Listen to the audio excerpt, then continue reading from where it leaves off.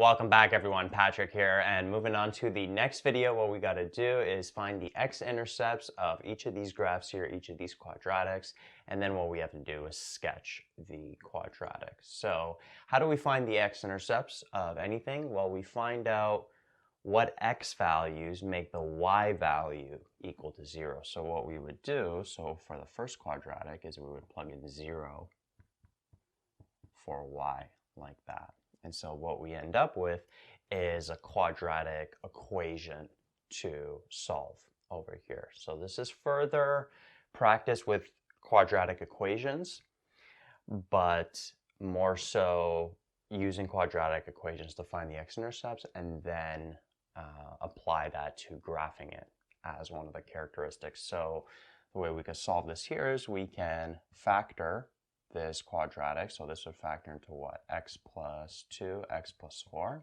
I'm not going to go through all the decomposition steps, so at this point you should be pretty comfortable going from here to here. If you want to do the decomposition on steps on the side, feel free to do so. And then from here,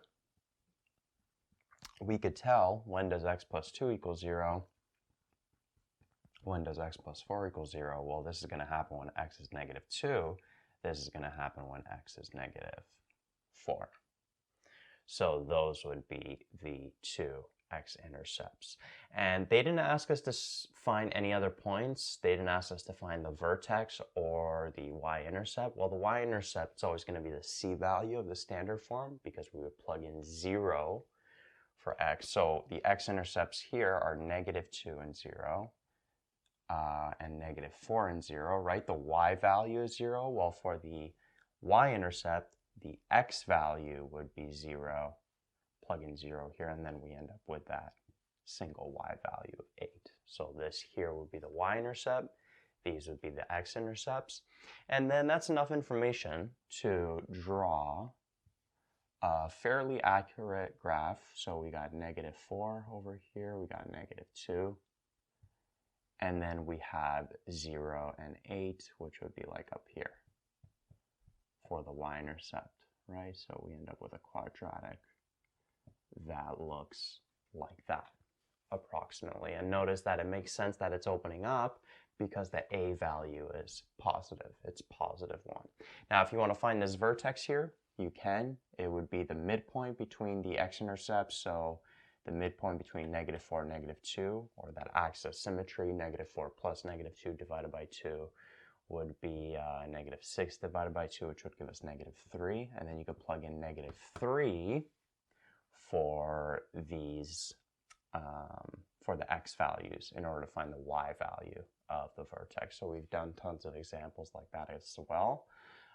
But again, I'm not going to be finding the vertex for these. You could also complete the square on this and find the vertex, change it to vertex form. That's another way to do it.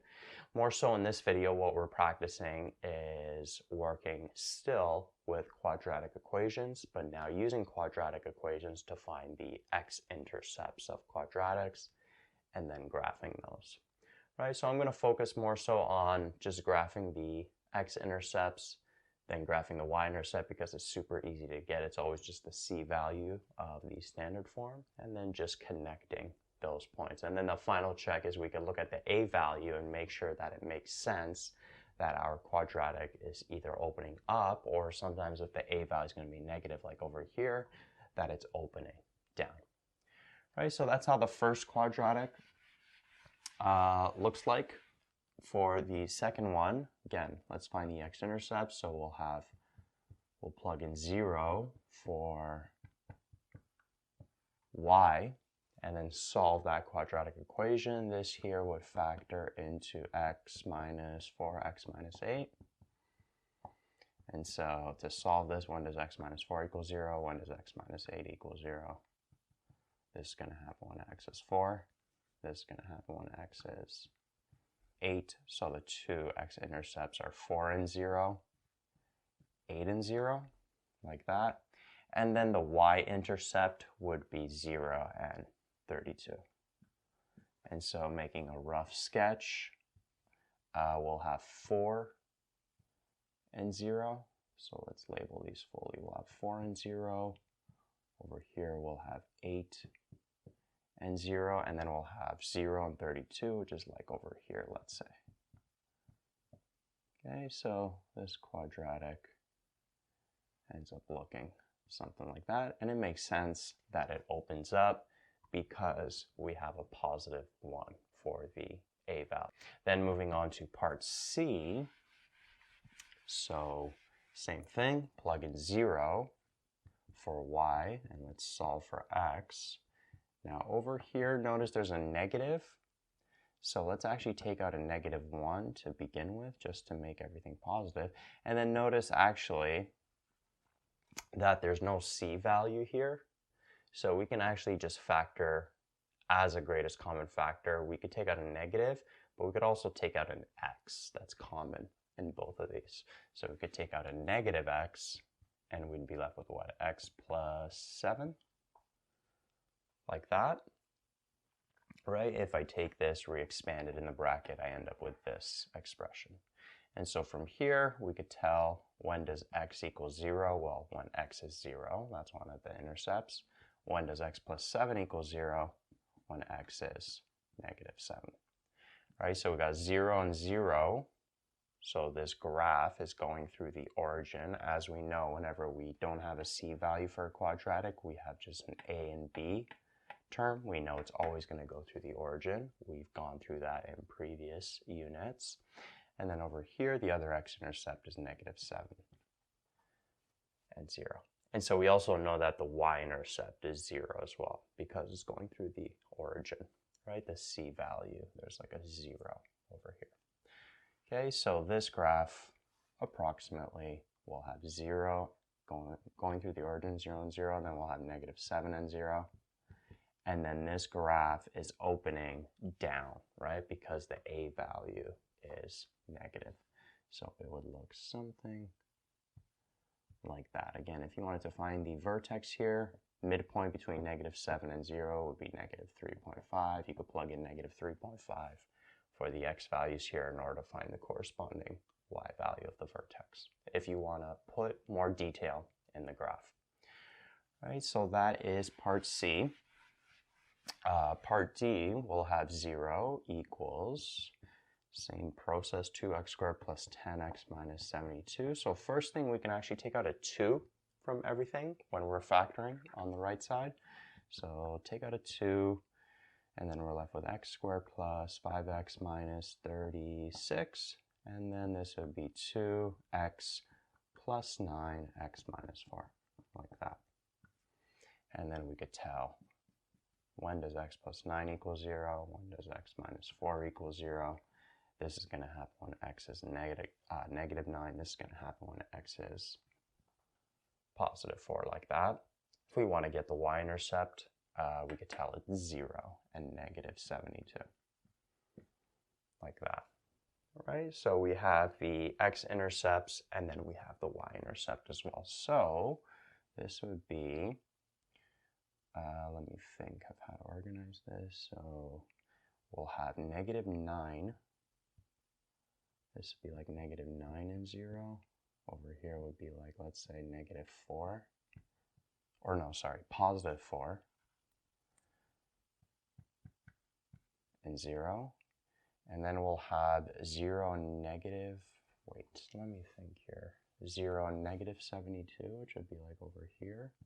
Let's put in a little bit more detail here for this one, actually. So I'm going to find just the axis of symmetry. So I'm going to add up the intercepts, divide by 2. So negative 5 over 2, which gives us negative 2.5. So negative 2.5, which is like here, that's going to be the axis. So the vertex is going to be somewhere like down here. So to make sense of this graph, it's going to be something like that. It's not symmetrical. I kind of screwed this part up. I think the 4 and 0 should be closer if we make it a little bit more to scale, let's say. So maybe the 4 and 0 should be like right here. But anyway, hopefully you get how this is supposed to look. Okay, it looks something like that. Then it's going through the 0, negative 72 over here. And then we have the vertex here. The x value of the vertex is negative 2.5. If you want to plug in negative 2.5 for the x values, you should get a y value that's going to be below negative 72. That's how you would get that vertex right here. Okay, so I wanted to put in a little bit more detail for this one, but nevertheless, that's approximately how the graph should look like. Okay, and then we got the last two. So starting with part E, finding the x-intercepts, when does 0 equal negative x squared minus 8x plus 20. So first thing, again, with factoring here, I'm going to take out a negative to begin with. So all the signs change, and then this quadratic, it's going to factor smoothly into x plus 10x minus 2 like that. Right, so that's what it factors into, and then we could tell when does x plus 10 equal 0, when does x minus 2 equal 0. So we end up with x equaling negative 10, and then we end up with x equaling 2. So the two x-intercepts are negative 10 and 0, 2 and 0. And then we have the y-intercept here of 0 and 20, like that. Okay, so from here, let me just double check, make sure everything looks okay. Yeah, so here, if we make a fairly accurate graph, we'll have negative 10 and 0, which would be like out here. We'll have 2 and 0, which would be like closer to here.